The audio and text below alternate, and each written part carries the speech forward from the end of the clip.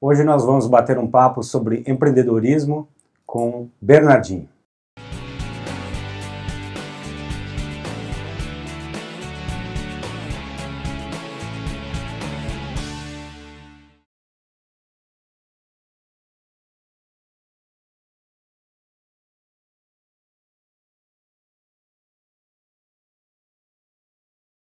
Olá, tudo bem? Bem-vindos ao canal Vivendo e Empreendendo nos Estados Unidos. Meu nome é Antônio Miranda e o objetivo do meu canal é trazer informações aos empreendedores, empresários, executivos brasileiros que querem começar um negócio ou uma carreira de forma estruturada aqui nos Estados Unidos. E hoje eu estou tendo o prazer de estar aqui com um ídolo nacional, empreendedor também, uma pessoa muito especial, que é o Bernardinho. Bernardinho, obrigado por aceitar o meu convite. Obrigado, Antônio, pelo convite. Um prazer estar aqui com vocês em Miami. É um prazer tê-lo aqui. E hoje nós estamos fazendo um programa muito especial, comemorando um ano, né? Foi um presente que eu agradeço ao Maurício, que está aqui. Hoje nós estamos até com uma plateia aqui, tem uma câmera mostrando ali. Aqui estão os nossos apoiadores, a Office & Co., que vocês já conhecem, que é um espaço de negócios, né? Um espaço de escritório compartilhado muito bom para quem quer começar um negócio aqui nos Estados Unidos. Então, entre em contato aqui com eles, que você vai ser muito bem atendido. Nós também estamos aqui com o Ricardo, da Harp HR Solutions, que também nos patrocina, apoia o canal e permite que a gente faça trabalho aqui. Então, se você está precisando contratar pessoas, que é uma coisa tão difícil aqui nos Estados Unidos, fale ali na Harp. E também estamos com o Fernando Mello, do IM Group. Muita gente me pergunta, Antônio, eu quero saber como é que eu faço para ir montar meu business plan, saber de investimentos. Entre em contato com ele, que eu tenho certeza que vocês vão ser muito bem atendidos. E o outro apoiador do nosso canal é Expertness Translations, que está comigo desde o começo. Eu brinco que é o Banco Nacional do Sena, é o Expertness Translations do nosso canal. Acreditou quando ninguém acreditava. Obrigado, Evandro. Então, se você precisa de traduções, por favor, entre em contato nesse telefone, nesse e-mail. Bernardinho, muito obrigado. Eu queria que você visse esse bate-papo como uma homenagem a tudo que você fez pelo Brasil.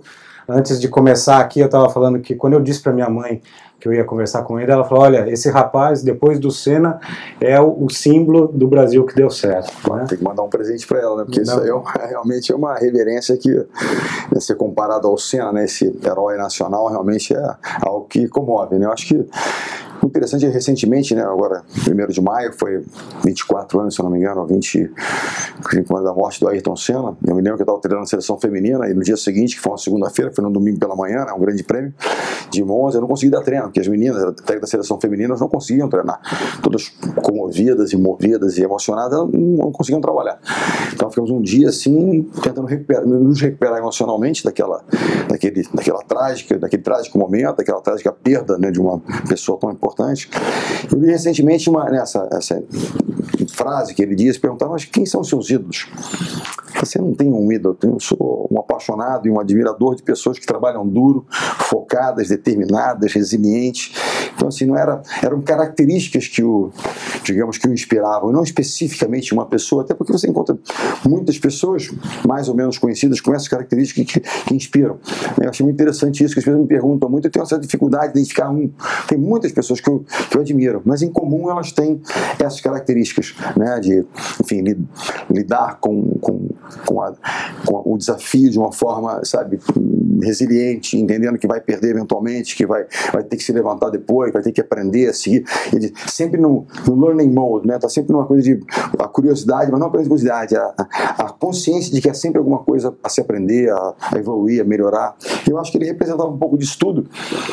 E assim, algumas dessas características, não com o talento que ele tem, eu vejo em mim também alguma coisa, olha, eu sou um pouco assim, né? Então, as pessoas às vezes projetam em mim coisas que eu tenho certeza que eu não sou aquilo que elas pensam, essa competência toda, né? Sou muito mais um trabalhador, uma pessoa dedicada, etc. Tal.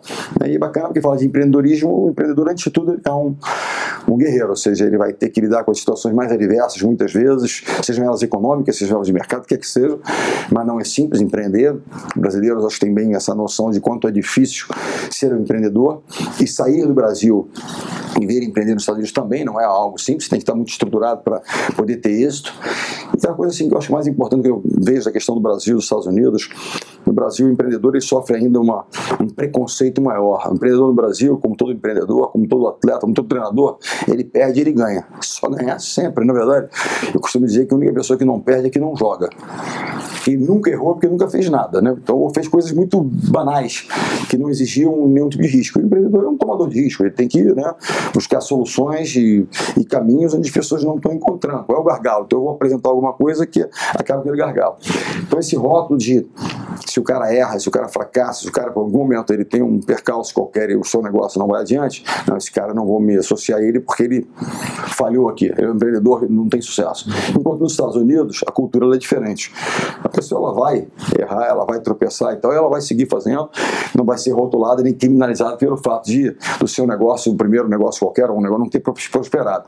Então acho que são experiências interessantes, mas certamente para você ter esse mercado como esse é importante que se tenha, como você disse, acesso a pessoas que têm conhecimento do mercado local.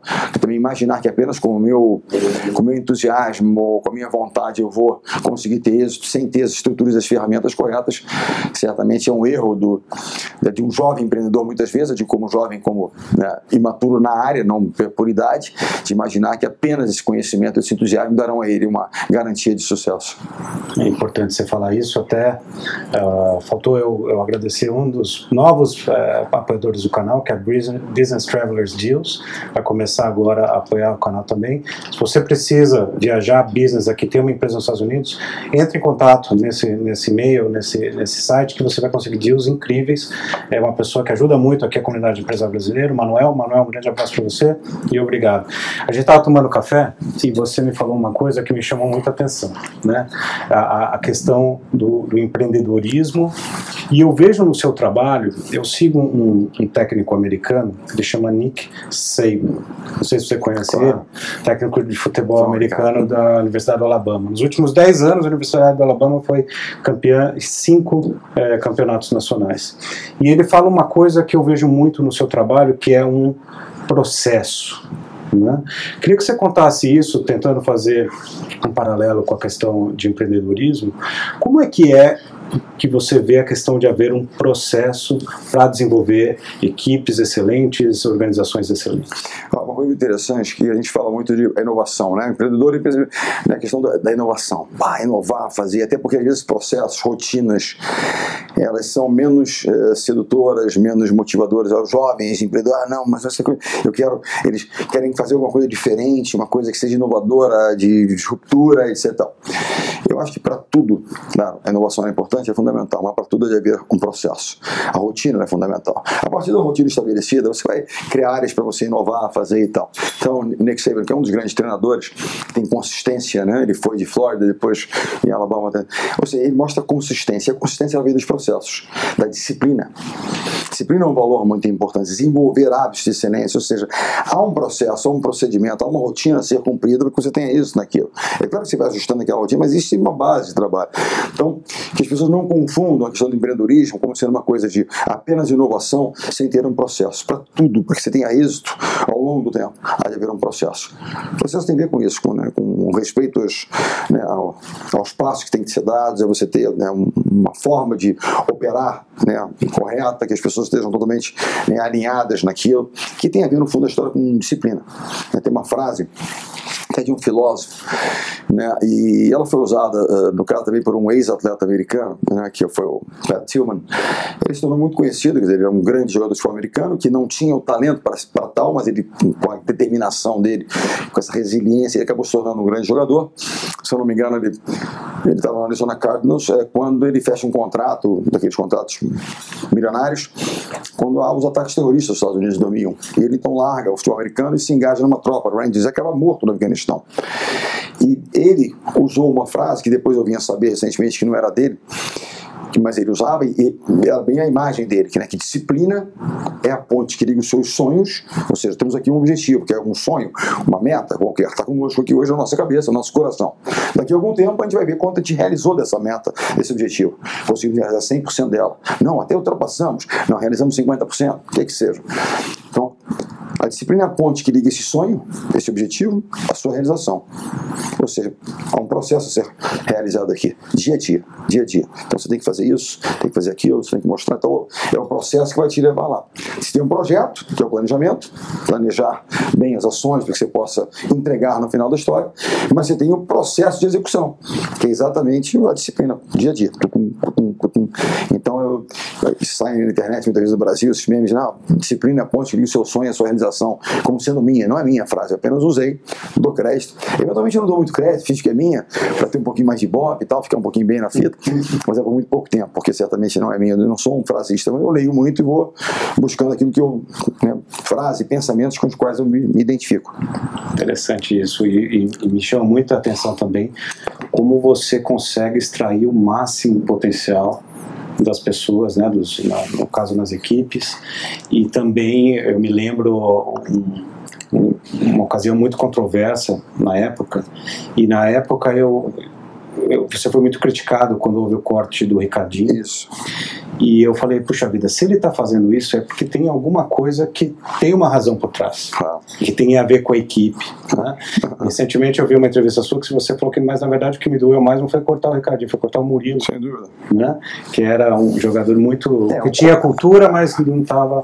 Existe um dilema que nós vamos deparar, e os empreendedores muitas vezes quando montam equipes e negócios e tal, vão se deparar com dilemas muitas vezes. Exemplo, você tem uma pessoa na sua equipe que é absolutamente aderente aos seus valores, à cultura da empresa, que é a coisa mais importante, mas que não entrega tanto, ele precisa melhorar um pouco o desempenho dele. Por outro lado, você tem um cara que tem um desempenho fantástico, mas que não é aderente à cultura. A grande questão que se coloca nesse momento é: você vai promover, fortalecer aquele que entrega, mas que não é aderente à cultura, ou o que tem total aderência de valores e tal, mas que não é... Eu aprendi na prática, e a experiência de certa maneira mostra isso, que é muito menos difícil, digamos assim, porque nada é muito fácil, você melhorar o desempenho de alguém do que mudar a cultura daquela pessoa.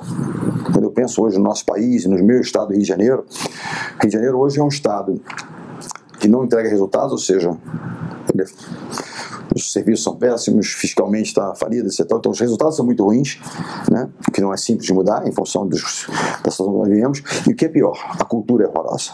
Os valores foram deixados de lado há muito tempo, e isso é que realmente preocupa, porque esse é um processo muito mais longo, muito mais difícil. Amanhã descobrem-se novos pontos de exploração de petróleo, Royal Centro, a gente consegue sanear um pouco a dívida, então os resultados começam a...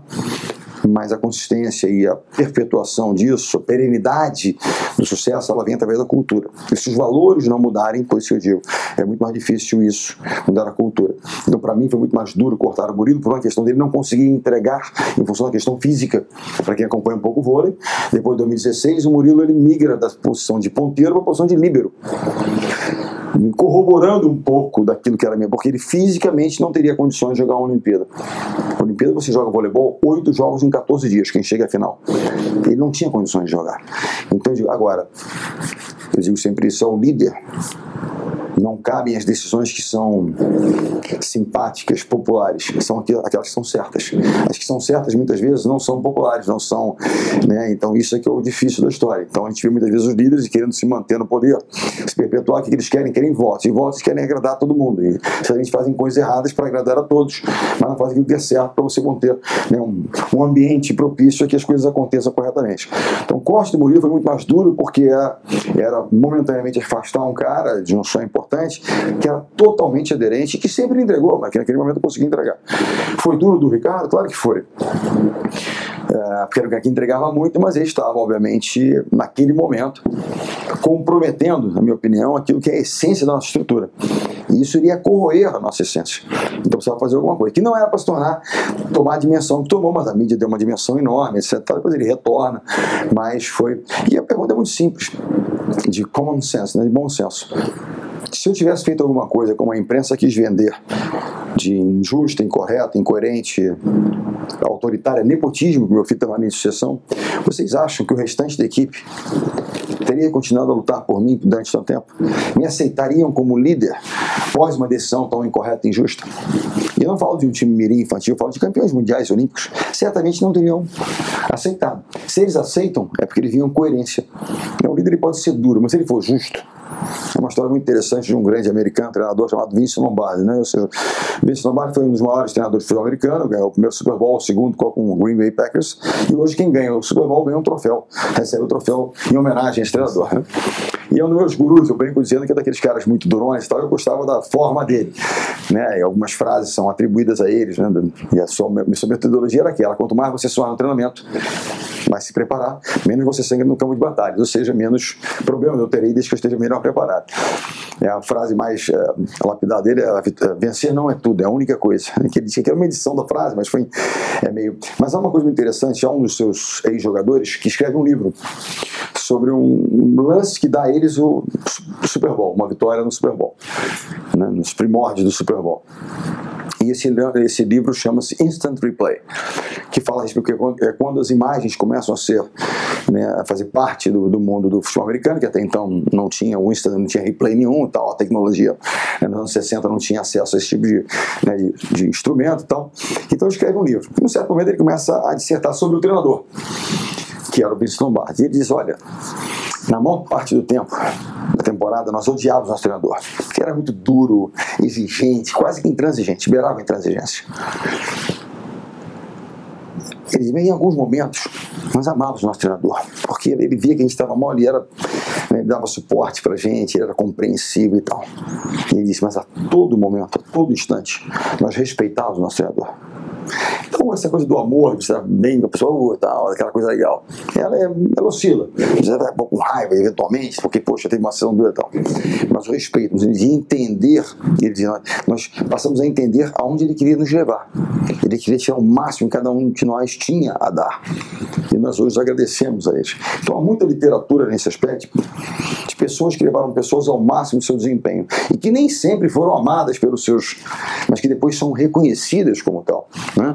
E muitas vezes nós lembramos de um professor na escola que, puxa, odiava aquele cara, mas se não fosse por ele, professor, né? Se não fosse por ele, não que isso seja uma regra automática, obrigatória, mas acontece muitas vezes, porque a gente, quando jovens ou quando em algum momento a gente não entende muito bem, mas o que ele quer efetivamente é desenvolver o nosso potencial. Ele vê na gente um potencial que muitas vezes nós não cremos que temos, e ele aperta, ele faz, né? E eu tive experiências dessas, não apenas como treinador, mas como atleta, de treinadores que realmente instigaram, fizeram, e que por algum momento eu odiava, mas que depois eu realmente reconheci que eram realmente pessoas transformadoras, que acreditavam no potencial e te levavam a entregar aquele potencial. Eu acho que esse é o grande segredo do treinador. Entendemos o treinador como coach, né? É interessante que o primeiro livro que eu li, digamos, fazendo um pouco paralelo do coach de esporte, do coach, né, no mundo empresarial, foi um livro escrito pelo Don Shula, que foi o maior treinador do Miami Dolphins. Ele é um treinador que tem uma chamada Perfect Season, né, que é a temporada perfeita, que nunca sem nenhuma derrota, né? E ele escreve um livro a 4 mãos com um cara chamado Ken Blanchard, que é um desses gurus de administração. Ele escreve lá o gerente de minuto, é um cara nessa área de escrever sobre gestão, sobre, né, coaching, etc. Ele escreve, então, Everyone's a coach, todo mundo é um coach. Então ele vai falando, fazendo paralelos. A partir dali, você vai 20 anos quase, eu comecei a ler tudo disso aí. E eu começava a ler os livros de esporte, a bibliografia é muito rica aqui nos Estados Unidos, muito pobre no Brasil, tem muito pouca coisa escrita. E aí eu comecei a fazer esses paralelos com o mundo empresarial, que no final da história, tudo é gente. A gente quer fazer o quê? Tirar o melhor, o máximo das pessoas, seja no campo esportivo, seja no campo empresarial, né? Um empreendedor que ele quer montar um time que produza, que entregue. É o que todos nós tentamos fazer. E há uma similaridade, os valores, processos, disciplina, tem que estar presente em todos os lugares. O conteúdo às vezes é diverso, mas enfim, a forma me parece que é muito semelhante.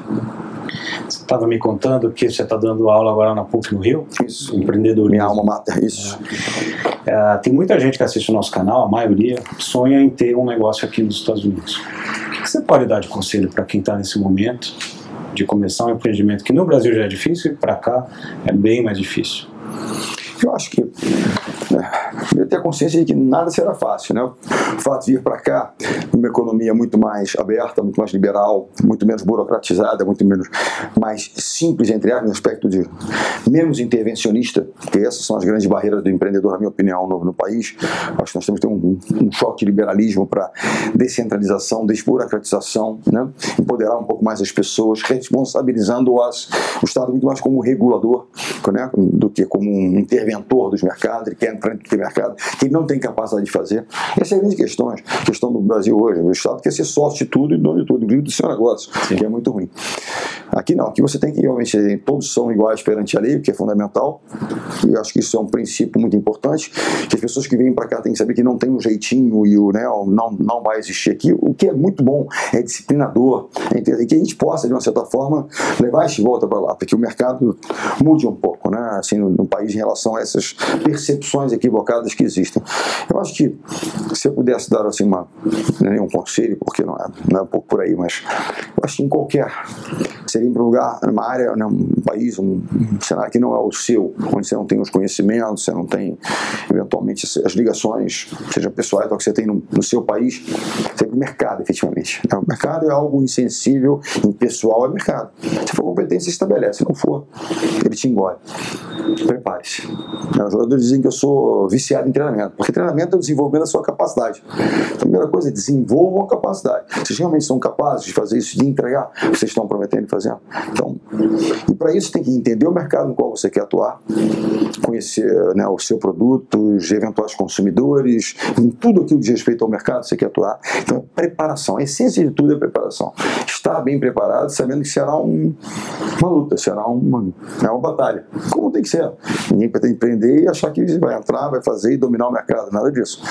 Né? E eu acho que a única forma de lidar com esse tipo de pressão inerente à vida de um empreendedor é estar bem preparado. Segundo, ninguém consegue nada sozinho. Eu acho que para qualquer coisa, seja mudar o mundo através de uma pequena iniciativa ou de uma grande iniciativa, você precisa de gente, time.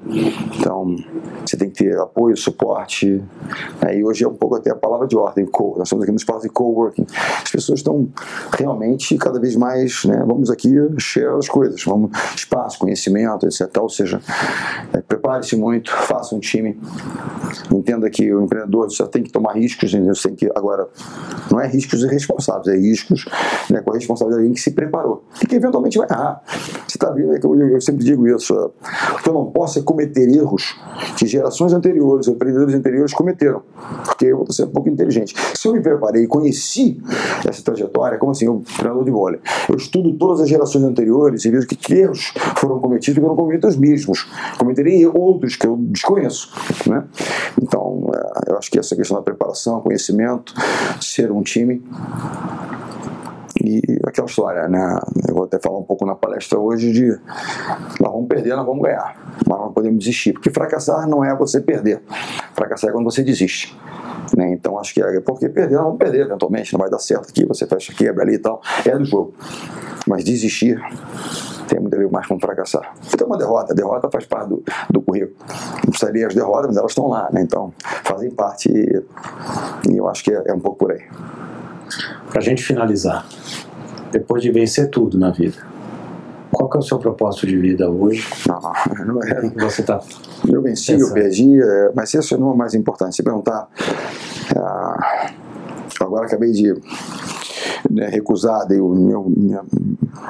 declinei definitivamente a questão da candidatura ao governo do Rio de Janeiro, porque as pessoas têm que ter muito, assim, na minha opinião, bom senso, uma humildade, não de uma forma pega, de uma forma equilibrada, de entender quais são os seus skills, os seus talentos, eu disse uma vez numa entrevista, obviamente a imprensa usou de uma forma, digo maldosa, mas menos benevolente, eu não estou preparado para isso. Bernardinho diz que não tem capacidade para. Não falei que não tenho capacidade para liderar uma equipe e gerir um Estado. E quando me comparo com outros, eu não acho pior do que os que estavam por lá. Diz respeito à capacidade de gestão, tá? Não estou aqui me comparando do ponto de valores, eu desconheço, eu não quero fazer julgamento de valor de nenhum tipo. Mas eu não estou me sentindo capacitado para lidar com a questão da política. porque é uma vida, é uma atividade específica.